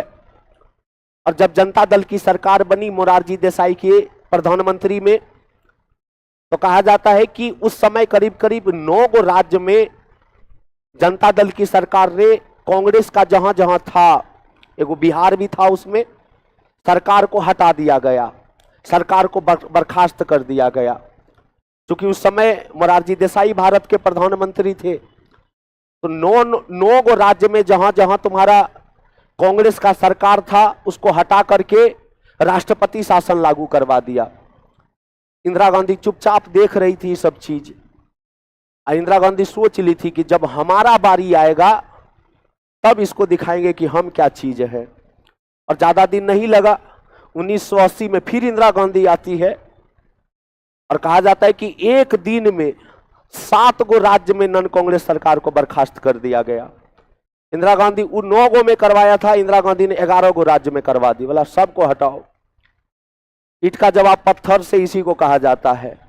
और इंदिरा गांधी ने 1980 में 11 गो राज्य में राष्ट्रपति शासन, सबसे ज्यादा राष्ट्रपति शासन लागू जो हुआ वो उसी समय हुआ, इंदिरा गांधी के समय काल में। जब बस बोलती थी कहां कहां नॉन कांग्रेस है बताओ, जहां है चलो बर्खास्त करो इसको, जहां है चलो बर्खास्त करो। बिहार में लगातार 2 बार हुआ। एक बार मोरारजी देसाई ने किया था अपना सरकार, और जैसे इंदिरा गांधी आई बोला एकरा हटा, अब हमार सरकार फिर से आएगा। और सब जगह 356 356 356। बाद में सुप्रीम कोर्ट ने कहा कि तो गलत बात है। तब सुप्रीम कोर्ट ने कहा कि ऐसे मत करिए, राज्यपाल जब तक आपको सलाह नहीं देता है और जब आपातकाल पढ़िएगा, तो आपातकाल जब पढ़िएगा तो एगो 359 है और एगो 365 है। और जब आपातकाल पढ़िएगा तो 365 ई कहता है कि जब राज्यपाल को लगने लगे कि राज्य में संवैधानिक तौर पे कानून व्यवस्था नहीं चल रहा है, तब राज्यपाल राष्ट्रपति को कहेगा कि आप जो है इस राज्य में राष्ट्रपति शासन लागू कर दीजिए, क्योंकि राज्य संवैधानिक तौर पे नहीं चल रहा है। या जो केंद्र जो निर्देश देता है राज्य को, यदि राज्य उस निर्देश का पालन नहीं करता है तो उस केस में भी उस राज्य में राष्ट्रपति शासन लागू करवा दिया जाता है। लेकिन राज्यपाल जब सलाह देगा, क्यों? क्योंकि राज्य का जो संवैधानिक अध्यक्ष होता है, कौन होता है? राज्यपाल होता है। अब जब अनुच्छेद 153 पढ़िएगा तो उसमें प्रत्येक राज्य के लिए एक राज्यपाल का बात किया गया है, और अनुच्छेद 155 में राज्यपाल की नियुक्ति का बात किया गया है। और नियुक्ति कौन करता है? राष्ट्रपति करता है। राज्यपाल का नियुक्ति कौन करता है? राष्ट्रपति। अब जो अनुच्छेद 155, तो बीच में जो अनुच्छेद 154 बचा, वो अनुच्छेद 154 यह कहता है कि राज्य की जितनी भी कार्यपालिका शक्ति होगी वो राज्यपाल के अंदर निहित होगा। जिस प्रकार अनुच्छेद 53 राष्ट्रपति के बारे में कहता है ना, अनुच्छेद 53 क्या कहता है कि संघ की कार्यपालिका शक्ति किसके अंतर्गत? राष्ट्रपति के अंतर्गत। सेम उसी प्रकार राज्यपाल को राज्य के बारे में बताया जाता है। तो जब संवैधानिक अध्यक्ष, वास्तविक तो सीएम होता है, लेकिन संवैधानिक अध्यक्ष राज्यपाल हुआ, और राज्यपाल बोल देगा राष्ट्रपति को ऐसा करने के लिए, तब जाकर के कहेगा। सुप्रीम कोर्ट ने भी यही बात कही थी, लेकिन इंदिरा गांधी तो इंदिरा गांधी थी, उनके मन पे डिपेंड रहता था, मन कर दिया मारने का तो मार देती थी। इंदिरा गांधी ने कहा कि नहीं, हमरो हटाया था तो हम भी हटाएंगे, और उसी में दूगो इहो था, एगो आंध्र प्रदेश और दूसरा जम्मू कश्मीर। समझ आ गया तुम्हारा? ये कब हुआ था? 1980। क्लियर है? आगे चले, आगे बढ़े। देखिए कह रहा है कि भारतीय संविधान में किस अनुच्छेद में राज्य को स्थानीय शासन, स्थानीय शासन बोले तो ग्राम पंचायत ना, और ग्राम पंचायत किस में है? अनुच्छेद 40 में। लिख लीजिएगा अनुच्छेद 40।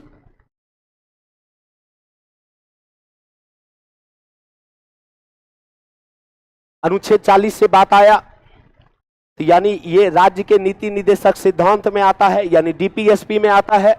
और डीपीएसपी संविधान के किस भाग में है? किस भाग में है? किस भाग में है? 4 ना। बोलेगा डीपीएसपी कहां से लिया गया? तो क्या बोलिएगा? कहां से लिया गया? कहां से लिया गया? अरे कहां से? आयरलैंड ना। बोलेगा डीपीएसपी कितने विचारधारा में है? कितना विचारधारा? कितना विचारधारा? पहला समाजवादी ना, दूसरा उदारवादी ना, और तीसरा गांधीवादी ना। बोलेगा अनुच्छेद 40 कौन सा विचारधारा है? कौन सा विचारधारा है? कौन सा विचारधारा है? डीपीएसपी में कितने अनुच्छेद गांधीवादी विचारधारा में आता है? कितना आता है? समाजवादी में कितना आता है? 8। समाजवादी में 8, उदारवादी में 6 और गांधीवादी में 5। अनुच्छेद 40 भी वही ना है। अनुच्छेद 40 बोलिएगा तो क्या बोलिएगा? गांधीवादी विचारधारा ना। और ग्राम पंचायत का गठन अनुच्छेद 40 में किया गया, लेकिन संवैधानिक दर्जा नहीं मिला था। संवैधानिक दर्जा बाद में मिला, और संवैधानिक दर्जा जो बाद में मिला वो आपसे पूछेगा केमा संविधान संशोधन के द्वारा। अरे केमा संविधान 73 ना, केमा संविधान संशोधन 73 ना।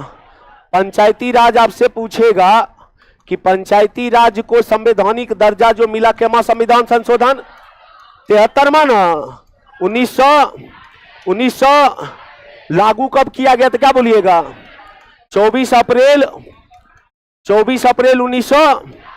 पंचायती राज दिवस कब मनाते हैं? कब मनाते हैं? 24 अप्रैल को ना, क्योंकि इसी दिन लागू हुआ था। बोलेगा कि पहला पंचायती राज भारत के किस राज्य में किया गया था? क्या बोलिएगा? राजस्थान में ना। राजस्थान का जिला का नाम पता है? क्या नाम है? नागौर ना। आपसे पूछेगा कि नागौर में जो किया गया था वो कब किया गया था? 2 अक्टूबर 1959। और इससे भी पता लगा सकते हैं आप कि कौन सा विचारधारा है। भाई गांधी जी का जन्म कब हुआ था? 2 अक्टूबर 2020। 1800 तो पूरा न बोलिएगा हो, 2 अक्टूबर बोल रहे, हम 2020 बोल देंगे तब तो गांधी जी 5 साल के हुए, तब पूरा न बोलिएगा। 2 अक्टूबर तुम्हारा 1869 ना। अब बोलिएगा कि पंचायती राज के लिए जो संविधान में कौन सा भाग जोड़ा गया? भाग 9 न हो, तो ऐसे बोलेगा हो, है मारबो, भाग 9 न है हो। अब यदि ऐसे आप करिएगा, शिक्षक न है जी आप लोग, और इहो नहीं पता रहेगा, और आपके सिलेबस में पंचायती राज स्पेशल लिखा गया है, मौलिक अधिकार स्पेशल नहीं लिखा गया है, लेकिन पंचायती राज स्पेशल लिखा गया है, और आप भाग 9 और भाग 11 करिएगा, ऐसे होगा? पंचायती राज भाग 9 में ना, किस भाग में है? अनुसूची ना 11 चला। अनुसूची कौन था? अनुसूची कौन था? अनुसूची 11 न रे। अब बोलेगा अनुच्छेद कितना से कितना? 243 से 243 ओ तक। क्या बोलिएगा? 243 से 243 ओ तक ना। फिर पी से स्टार्ट हो जाता है नगर निकाय, यही ना होता है। और बोलेगा कि पंचायती राज को कितना विषय दिया गया, तो क्या बोलिएगा, कितना विषय दिया गया है, 29 ना। अच्छा, पहला राजस्थान था, दूसरा कौन था, दूसरा कौन था, दूसरा कौन था, आंध्र प्रदेश ना। कोई दिक्कत है? पंचायती राज 2 स्तरीय है या त्रिस्तरीय है, कैसा स्तरीय है, त्रिस्तरीय ना। अब आपसे एगो पगला टाइप क्वेश्चन पूछते हैं, आपसे पूछेगा कि किस समिति ने मारबो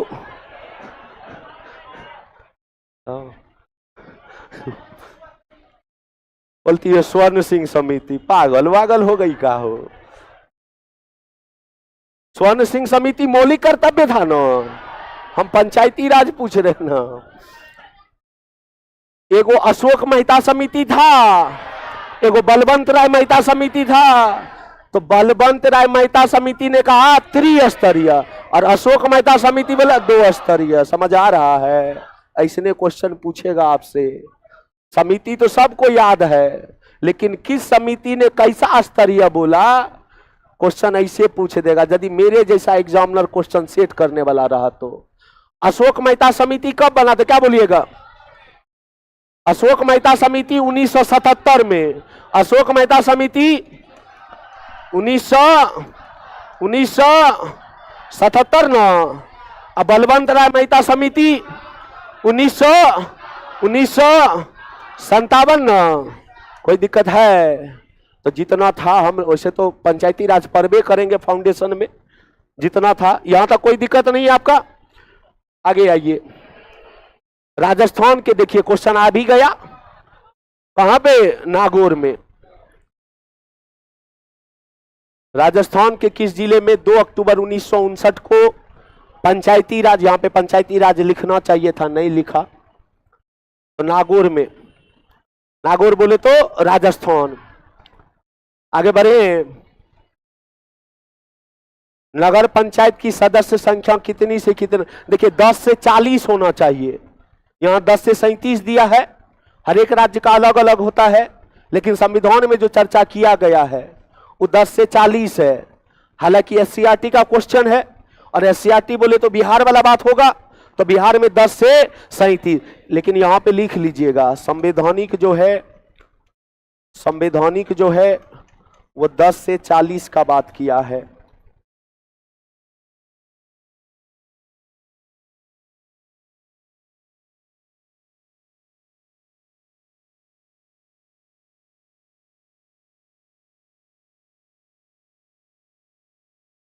आगे बढ़े, कहता है कि राष्ट्रपति किसकी सलाह से अन्य मंत्रियों की नियुक्ति करेगा? प्रधानमंत्री ना। प्रधानमंत्री अनुच्छेद 75 जब पढ़िएगा, अनुच्छेद 75 आर्टिकल 75, आपसे यदि हम पूछे कि प्रधानमंत्री का चुनाव होता है या प्रधानमंत्री की नियुक्ति होती है, हाँ, चुनाव कभियो मत बोलिएगा। और क्वेश्चन यूपीएससी में पूछा हुआ है, प्रधानमंत्री हो चाहे मुख्यमंत्री हो, उसका चुनाव नहीं होता।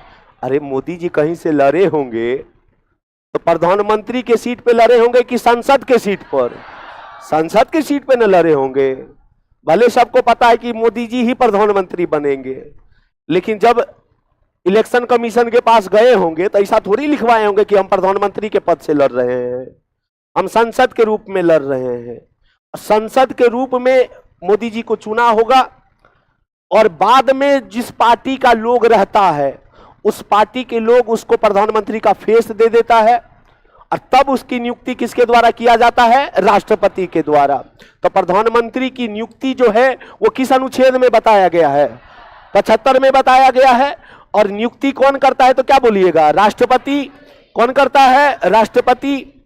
और अन्य मंत्री जो है, अन्य मंत्री बोले तो रेल मंत्री, शिक्षा मंत्री, रक्षा मंत्री, गृह मंत्री, बहुत सारा मंत्री होता है। दिस दैट लंद फन देवानंद, सब मंत्री रहता है। तो ये जो लंद फन देवानंद मंत्री देख रहे हैं, इस सारा मंत्री का भी नियुक्ति कौन करेगा? तो कौन करेगा? लेकिन अपना मन से करेगा। पता चला अपना मन से यदि राष्ट्रपति को ये पावर हो गया तो अपन मौसा को चुन लेगा, अपन मामा को चुन लेगा, तब तो दिक्कत हो जाएगा। तो इसलिए कहा गया कि अन्य मंत्री का भी नियुक्ति राष्ट्रपति ही करेगा, लेकिन किसके सलाह पर करेगा? प्रधानमंत्री के सलाह पे करेगा, क्योंकि वास्तविक शक्ति मंत्री परिषद में किसके पास होता है? प्रधानमंत्री के पास होता है। और प्रधानमंत्री बोलेगा कि इसको ये मंत्रालय दे दो तो यही मंत्रालय जाएगा। राष्ट्रपति यो नहीं बोल सकता है कि नहीं ये हमारा पड़ोसी है, इसको गृह मंत्रालय दे दो, नहीं। प्रधानमंत्री बोल दिया कि इसको गोबर मंत्री दो तो गोबर मंत्री देगा। मतलब जो प्रधानमंत्री राष्ट्रपति को सलाह देगा, राष्ट्रपति को वही बात मानना पड़ेगा। और देखिए, और बाद में वही मंत्री परिषद राष्ट्रपति को जो सलाह देता है, राष्ट्रपति को वो बात मानना पड़ता है। अनुच्छेद 74 जब पढ़िएगा तो अनुच्छेद 74 में क्या कहता है कि राष्ट्रपति को सहायता और सलाह देने के लिए एक मंत्री परिषद होगी, और उस मंत्री परिषद का अध्यक्ष कौन होगा? प्रधानमंत्री होगा। यानी एक बार लगेगा कि राष्ट्रपति पावरफुल है और तुरंत लगेगा कि राष्ट्रपति के पास कुछ पावरें नहीं है। तो राष्ट्रपति नाम मात्र का शक्ति वाला होता है भारत में, लेकिन इसका मतलब ये नहीं है कि राष्ट्रपति को कुछ शक्ति ये नहीं है। राष्ट्रपति को बहुत कुछ शक्ति है भारत में दिया गया। ये समझ लीजिए कि ब्रिटेन का राजा जैसा नहीं है हमारा राष्ट्रपति। हमारे राष्ट्रपति फांसी का सजा भारत में एक गो आदमी माफ कर सकता है। कौन कर सकता है? राष्ट्रपति। सुप्रीम कोर्ट कुछ हो कह दे, सुप्रीम कोर्ट कह देगा कि इसको हम देते हैं 302 के तहत, राष्ट्रपति बोलेगा नहीं मिलेगा तो नहीं मिलेगा। और राष्ट्रपति समयों के लिए कोई टाइम फिक्स नहीं है। मान लीजिए इसको दे दिया कि किसी को मार दी है, मान लीजिए कि इसको दे दिया फांसी का सजा, और ये राष्ट्रपति को भेज दी। अब मान लीजिए कि आज सुबह 4 बजे इसको फांसी मिल रहा है और 3 बजे सुबह में राष्ट्रपति यदि उस लेटर को ले लिए या ले लिए अपने हाथ में, मतलब इसका फांसी रुक जाएगा। और राष्ट्रपति बोलेगा कि जब तक हम कह नहीं देते हैं, खारिज नहीं कर देते हैं, तब तक इसको फांसी नहीं मिलेगा। और सुप्रीम कोर्ट कितना पावरफुल है? सुप्रीम कोर्ट बोलेगा कि क्यों? तो बोलेगा हमर मन, हम कुछ बोलबे नहीं करेंगे, हम रखे, हम विचार कर रहे हैं कि सही में खून की है तो क्यों की है, हम विचार करेंगे। कोई टाइम नहीं राष्ट्रपति के पास। ये नहीं कि सुप्रीम कोर्ट कह दे कि कल तक बताइए, परसों तक बताइए, हम अभी रख लेते, हमको नींद लग रहा है, कल सुबह में उठ के देखेंगे। मतलब राष्ट्रपति के ऊपर कोई टाइम टेबल जो है लिमिट नहीं है। मतलब हमारा जो राष्ट्रपति है उसको पावर भी है। पॉकेट वीटो का नाम सुने हैं? वीटो पावर अनुच्छेद 111 में ना, एगो अंत्यांतिक वीटो, एगो निलंबनकारी वीटो और एगो पॉकेट वीटो। अब पॉकेट वीटो में भाई साहब ना हाँ बोलेगा ना ना बोलेगा। राजीव गांधी परेशान हो गया था ज्ञानी जेल सिंह से, क्योंकि ज्ञानी जेल सिंह राष्ट्रपति थे और राजीव गांधी प्रधानमंत्री थे। और उस समय डाकघर अधिनियम आया था 1986 में। और जब डाकघर अधिनियम 1986 में आया था, बड़ा खतरनाक लिखल था उसमें। उसमें लिखल था कि शक के आधार पे ककरो चिट्ठी पढ़ सकता है। ज्ञानी जेल सिंह को लगा कि है ये तो गलत बात है, निजता का अधिकार है, कोई किसी को प्रेम पत्र लिखा होगा तो काहे लो दूसर कोई पढ़ेगा, उसका तो निजता का उल्लंघन हुआ। और ज्ञानी जेल सिंह को पता था कि यदि हम नॉर्मली हम निलंबनकारी वीटो लगाते हैं या अत्यंतिक वीटो लगाते हैं तब हम फंस जाएंगे। कि एक बार हम पुनर्विचार के लिए भेजेंगे और दोबारा यदि मेरे पास फिर भेज दिया तब तो साइन करने के लिए बाध्य हो जाएंगे। इससे बेटर है कि मोड़ के पॉकेट में रख लो। अब पॉकेट वीटो में रख लिया, अब उधर से चिल्ला रहा है बोलिए ना हाँ या ना, आए आए कर रहा है, मतलब हमरा नहीं पता और कोई टाइम नहीं है। जबकि अमेरिका के राष्ट्रपति को कितना पावर है, और पॉकेट वीटो में अमेरिका के राष्ट्रपति को टाइम दिया गया है 10 दिन का, कि 10 दिन में बताना पड़ेगा। लेकिन भारत के राष्ट्रपति को कोई टाइम नहीं है। जब तक राष्ट्रपति पॉकेट में मोड़ के रख लिया, अब तुम चिल्लाते रहो, कुछ हो करते रहो, हम अपना मग्न है। तो भारत के राष्ट्रपति को बहुत पावर है। तो कुछ अनुच्छेद में दिखेगा कुछ पावरें नहीं है, और कुछ अनुच्छेद में दिखेगा कि बहुत पावर है। इसीलिए भारत के राष्ट्रपति को आप रबर स्टाम्प नहीं कह सकते हैं। अब बीपीएससी में क्वेश्चन पूछा भी था तुम्हारा, हालांकि इसमें इसका कोई दिक्कत नहीं, समझ आ गया ना। आगे देखिए, बोल्बियान ने किसके बीच तलाक को समाप्त किया था? भाषाई समूह के बीच। ये सोवियत संघ का बात हो रहा है।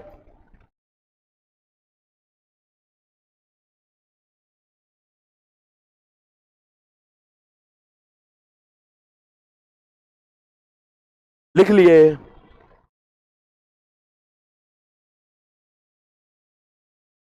केंद्र और राज्य के बीच शक्ति का विभाजन किस कारण पर आधारित होता है? राजनीतिक कारण पर आधारित होता है।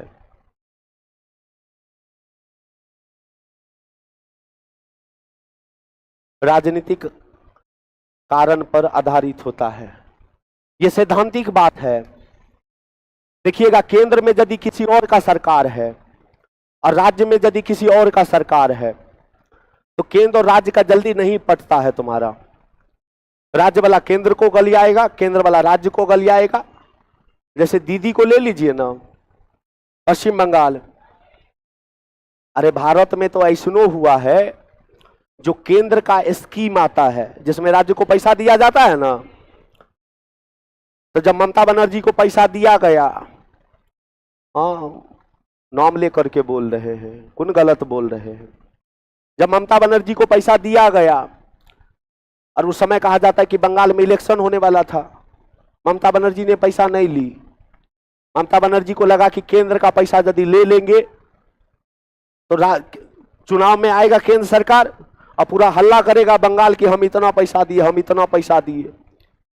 दीदी ने बोली कि सब पैसा लौटा दो केंद्र को, ताकि चुनाव में बोलने का मौका ना रहे। तो जो केंद्र और राज्य में जो विभाजन देख रहे हैं, इस विभाजन का मेन क्या होता है? राजनीतिकरण होता है।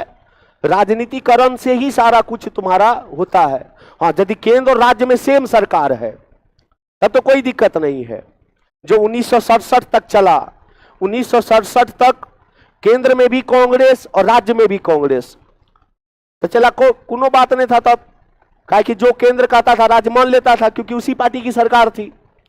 लेकिन जब पार्टी अलग अलग हो गया, केंद्र में अलग पार्टी, राज्य में अलग पार्टी, आपको क्या लगता है? नीतीश कुमार को ही ले लीजिए ना, जब बीजेपी में रहता है तो आरजेडी वाले को भला बुरा कहेंगे, जब आरजेडी में रहेंगे तो थूक चाट लेंगे, बीजेपी में नहीं मिलेंगे, मिल जाते हैं तुरंत। ऐसा होता है कि नहीं होता है? उन्हीं का स्टेटमेंट था ना, ये राजनीतिकरण है। बताइए, कहा थूक चाट लेंगे लेकिन कभी नहीं मिलेंगे, पता चला तुरंत मिल गए।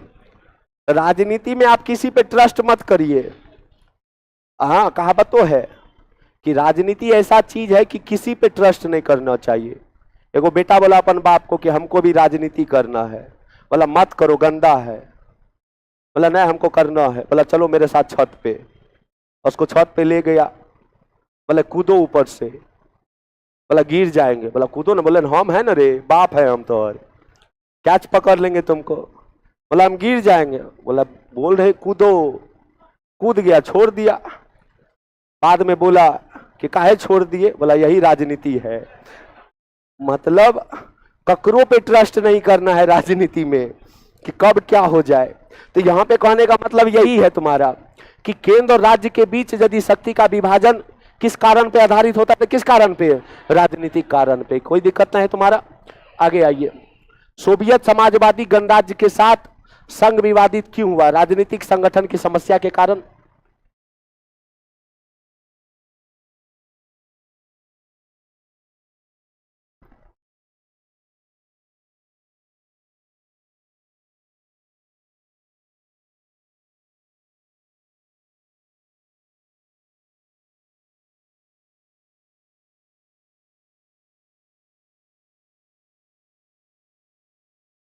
राजनीतिक संगठन की समस्या के कारण।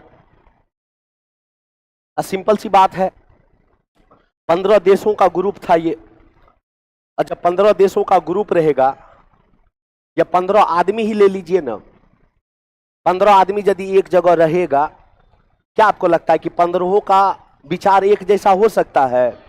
अलग अलग विचार होगा, और जब अलग अलग विचार होगा तो पक्का है कि डिस्प्यूट होगा, झगड़ा होगा, और झगड़ा होने के वजह से ही या राजनीतिक आप कह सकते हैं कि भाई साहब ये जो सोवियत समाजवादी था, जो सोवियत संघ था, उसका जो टूटने का मेन कारण था, एक तो आर्थिक रूप से भी कमजोर हो गए थे ये लोग। पूंजीवादी अर्थव्यवस्था कहा जाता है कि बड़ा परचम पे चल गया था। ये सब दिन ये लोग समाजवादी अर्थव्यवस्था को लेके चला, ये लोग कमजोर होते गया, और कमजोर होने के बाद जो है वो राजनीतिक संगठन का सामना करना पड़ा, समस्या का सामना करना पड़ा। जिसके चलते 1991 में ना सोवियत संघ कब टूटा था? 1991। कल ही बताए थे हम। चलिए आगे देखिए, भारतीय संविधान की 8वीं अनुसूची में उर्दू बोलने के लिए कितने प्रतिशत लोग शामिल है? 5.2%। 5.2%। संविधान के 8वीं अनुसूची में भाषा दिया गया है ना, क्या दिया गया है? क्या दिया गया है? बोलेगा ओरिजिनल संविधान में कै गो भाषा था? कै गो भाषा था? कै गो भाषा था? और वर्तमान में कितना है? वर्तमान में कितना है? जोड़ा गया था ना। कै गो संविधान संशोधन? कै गो याद है ना हो? पहला 21वां, पहला 21वां, दोसर 71 ना, दोसर 71, तेसर 92, तेसर 92, 21वां कब किया गया था? 1967 ना। 71 वाला 1992 ना, और 92 वाला 2003, 92 वाला 21वां जो 1967 में किया गया था, कै गो भाषा? एगो ना। कौन सा? कौन सा? 71वां में कै गो? 71वां में कोंकणी, मणिपुरी और नेपाली। कोंकणी, मणिपुरी और नेपाली। और 92 वाला में, 92 वाला में पहला बोडो, पहला बोडो, दोसर, दोसर, तेसर मैथिली ना, और चौथा, चौथा बिहार की ऐसी कौन सी भाषा है जो 8वीं अनुसूची में है? मैथिली ना। कब जोड़ा गया था? 2000 क्या संविधान संशोधन? 92 ना। उर्दू बोलने वाले का कितना संख्या है? 5.2। भारत में अनेक तरह के सामाजिक और जनप्रिय जनसंघर्ष की उत्पत्ति कब हुई? 10वीं शताब्दी के 7वें दशक के दौरान।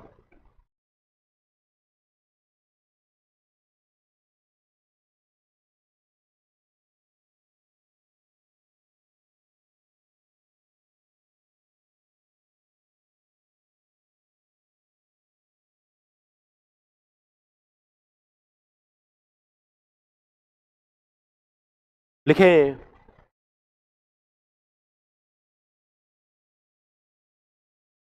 देखिए, हालांकि विभाजन तो बहुत दिन पहले से ही हो रहा था, एक दूसरे से सब लड़ते थे। राजतंत्र में तो यही होता था कि राजतंत्र में एक क्षेत्र को दूसरे क्षेत्र लूट लिया जाता था, एक राजा दूसरे पे आक्रमण करता था। लेकिन उसको क्षेत्रीय विभाजन बोलिएगा, सामाजिक विभाजन नहीं बोलिएगा। उस क्षेत्र के लिए लड़ाई होता था। राजतंत्र में जो शुरू में हुई वो क्षेत्र के लिए लड़ाई हुई। लेकिन जब आप 10वीं शताब्दी के अप्रोक्स में आइएगा भारत में, तो उसमें भी जनसंघर्ष की शुरुआत हुई। क्षेत्र के लिए हुआ तो हुआ, सामाजिक जो विभाजन था उसके लिए भी जनसंघर्ष की शुरुआत हुई भारत में। और उसकी शुरुआत कहा जाता है कि 10वीं शताब्दी के अप्रोक्स में हुआ। और बहुत सारे ऐसे हैं आपको जो सामाजिक विभाजन का दौर आपको देखने को मिलेगा। साउथ इंडिया में देखने को मिलेगा, राजस्थान के राजपूताना में देखने को मिलेगा, नॉर्थ इंडिया में आपको देखने को मिलेगा। और यदि आप इतिहास में त्रिपक्षीय संघर्ष पढ़े होंगे, त्रिपक्षीय संघर्ष का मतलब पाल वंश का नाम सुने हैं? पाल वंश, राष्ट्रकूट वंश और प्रतिहार वंश, इसी को त्रिपक्षीय संघर्ष कहा गया।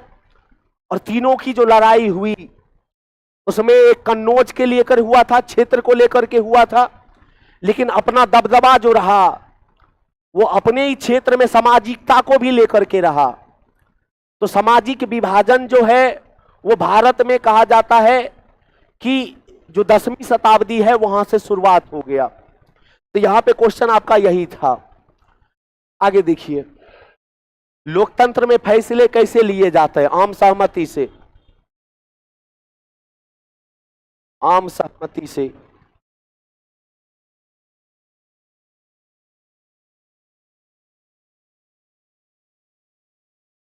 आम सहमति से, ठीक है। 1972 के आम चुनाव में किसने अपने प्रभुत्व एवं सामर्थ्य का प्रदर्शन कर कांग्रेस को पुनः स्थापित किया? तो कौन किया था? श्रीमती इंदिरा गांधी।